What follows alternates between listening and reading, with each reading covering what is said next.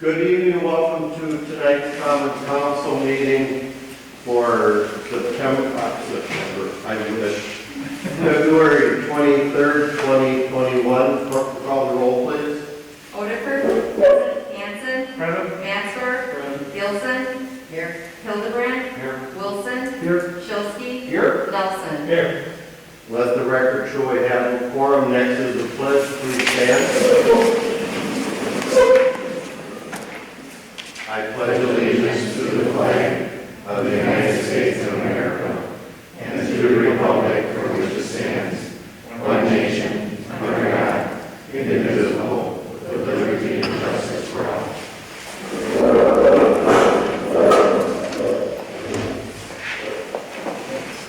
Thank you and welcome everybody. Thank you for all the council members that are here tonight and our management team. We appreciate it very much. This is our new surroundings for a while, and we're going to all cross our fingers and hope that everything works and clicks like it's supposed to. With that, moving on, item 3, Chair will entertain a motion to approve the consent agenda. I move to approve the consent agenda. Wilson. Second, Hanson. We have a first and a second. Any discussion? First, call the roll, please. Nelson. Yes. Hildebrand. Yes. Maxtor. Yes. Wilson. Yes. Odekirk. Yes. Hanson. Yes. Shilsky. Yes. Gilson. Yes. Motion carried. Thank you. Next item on the agenda is the audience portion, where we have citizens to sign in and be recognized by the chair. This is where you do the talking and we do the listening. And tonight we have one person that signed up, Jim Wilson. I'll go back. So you can hear me. You might have to speak up from back there. Oh, this doesn't work? Well, sometimes. Anyway, I just wanted to say my piece on the railroad crossings in Plymouth. We have 2 accidents, traffic accidents, and no one knows how many close calls. I know I've had a close call. And close enough on Highland Avenue that it left me concerned about the safety of that crossing. I stepped off what seemed to be the visibility of a train coming, if you're going north on Highland Avenue or south, and it's about 35 yards. If the train is going 25 miles an hour, that's better than 12 yards per second. And so you have about 3 seconds before the train is in the intersection. If you're going faster than 25 miles an hour, say 30, you have about 2 1/3 seconds before the train is in the intersection. There's a yield sign there, so you should slow down, but many don't. High school students drive that way every day. They are, in general, less experienced and less attentive drivers. They recommend crossing lights and gates for South Street, citing the bus depot is nearby. School buses are required to stop for railroad crossings by law anyway. All buses coming from and going to the bus depot typically do not have students in them. They do have students in them when they are coming to and from the schools on Highland Avenue. That's when they have students. I'd like to see warning lights put on Highland Avenue and Pleasant Avenue also. I don't believe gates are necessary. What we have on PP is adequate, and the speed limit is 45 miles per hour with less visibility. Until then, we should have stop signs at all 3 crossings for safety reasons. Even if people don't fully stop, they will slow down enough to have time to stop when a train is coming. I go that way twice a day. I don't want stop signs. I want warning lights.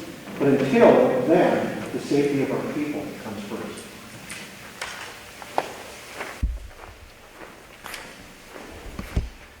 Thank you, Joe Wilson, for addressing the council. We certainly encourage citizens to step forward and make comments to the council.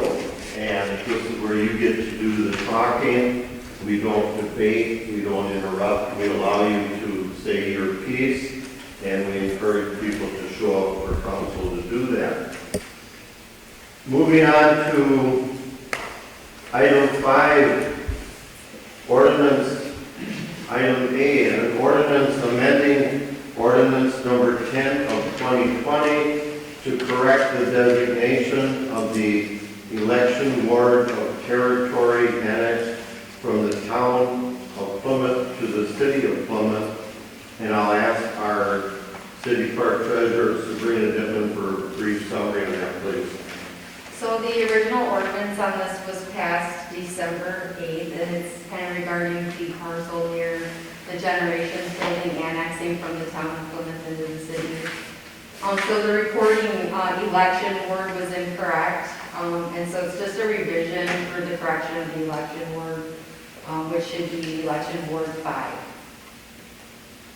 Thank you. The chair will entertain a motion to approve the ordinance amending ordinance number 10 of 2020 as indicated. Motion to approve the amendment of ordinance 10. Do we have a second? Second. We have a first and a second. Any discussion? Clerk will call the roll, please. Hanson? Yes. Matsor? Yes. Schulsky? Yes. Wilson? Yes. Gilson? Yes. Nelson? Yes. O'Haver? Yes. Hildebrand? Yes. Motion carried. Thank you. Moving on to item B, number 1, ordinance number 1 of 2021, an ordinance repealing and recreating section 10-1-23 speed limits of the municipal code of the city of Plymouth. And I'll ask Director Austin for a brief summary. Sure. It was brought to our attention from a citizen that one of our streets that was listed in our existing ordinance today doesn't match the actual posted speed limit signs that are on the roads today. So I did a thorough evaluation of all of our roads that have speed limits over 25 miles per hour. Not all of them need to be listed, however, because by state statute, some fixed speeds are allowed to be over 25 in certain situations. So I did work with Attorney Fever on identifying those particular roadways, and then the other ones here are listed. So it is not changing any speed limits that are posted. It's purely updating our ordinance to match existing speed limit signs that are on the roads today. Thank you, Director Austin. The chair will entertain a motion to approve ordinance number 1 of 2021 as indicated. So move over motion. Second, Wilson. We have a first and a second. Any discussion? I think this is a housekeeping item. As Director Austin said, the chairman will call for a yea or nay vote on those. All in favor say aye. Aye. Opposed? Motion carried. Thank you. Moving on to item 6, items removed from the consent agenda. No items were removed this evening. Moving on to item 7, new business. The discussion and possible action to authorize Ehlers to proceed with the refunding of the existing debt obligations of the city of Plymouth. This was presented by Phil Clausen, Senior Municipal Advisor, Ehlers Public Finance, at our previous finance meeting. And I think I'll ask our city administrator, utility manager, Jordan, for a brief explanation, please. Yes, thank you, Mr. Mayor. And most of you were here for the finance and personnel, so I won't go into great detail on this, but I think we were all impressed not only with Phil's presentation, but the opportunity that this presents to save some money for the city and the utilities. Again, it's about a $7 million combined bonding, that one from 13, one from 15. And he anticipates now that we could save about $162,000 over the next 4 years as by basically refinancing those and combining them with interest rates that are as low as about 0.4%. And so as he described during that presentation, the risks to the city is very low. It requires little staff time on our part. And as he said, if it starts to look like the market is shifting and we wouldn't see that kind of savings, then we basically can walk away from it without paying anything for their services to that. Assuming that you vote in favor of at least proceeding with this tonight, then I would ask both Elders and probably Quarles and Brady as bond counsel to send us a draft contract as early as tomorrow so that we can officially get them working on our behalf. And then we would hope to bring it back to you at the March 30th meeting for final approval, and then he would have the final numbers and all. Good, thank you. The chair will entertain a motion so we can discuss. I'll move that we move forward with authorizing Taylor's to proceed with the refunding of existing debt obligations. We have a first and a second. Any discussion? Again, it was nice to have Phil break it down. He does a very good job. He's been with us for a long time. And I think it's important to point out that we are not increasing our debt term. So it's staying within the parameters that we already have and saving us substantial money. Once again, I think our rates are helping us as we go forward, that we had our bond rating increases a couple of years ago. So all this is very favorable for the city. Any other comments? Alder Hanson. As Phil discussed, that if this interest rate would go up, this would be pulled and there would not be the obligation for us to do that. So I think that should be noted so that it really is low risk for us and quite a savings over the period of time. So I'm endorsing this. As little as 4 years. So it's substantial. Any other comments? With that, clerk will call the roll, please, for the 7A refinancing. Go ahead. Hildebrand, Yes. Nelson. Yes. Wilson. Maxwell. Waterford. Gilson. Schulze. Yes. Hanson. Yes. Motion carried. Thank you. Thank you all for attending tonight's meeting earlier.